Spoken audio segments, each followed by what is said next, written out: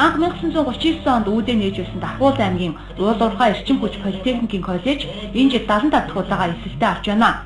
1000 гаруй оюутантай тус сургуульд энэ жил 470 оюутны шинээр элсэн орж байгаамаа. Дархуул аймгийг үйлдвэрийн парк хот болгон хөгжих эдийн засгийн төлөвлөгөөг хийгдэж байгаа.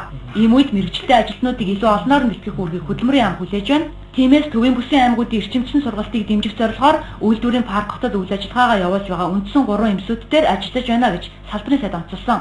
Тэрээр ирээдүйдээ хэрэгтэй чадварлаг ажилтан болж төрөн гарахыг нийт суралцагчдаа уриалсан юм а. Баашта шинжилгээ засгийн газрын одоо үйл ажиллагааны хүрээнд бол шахууны үйлдвэр бий болно. За технологийн парк байгуулалт олон үйлдвэрүүд одоо тойрол бий болж байна.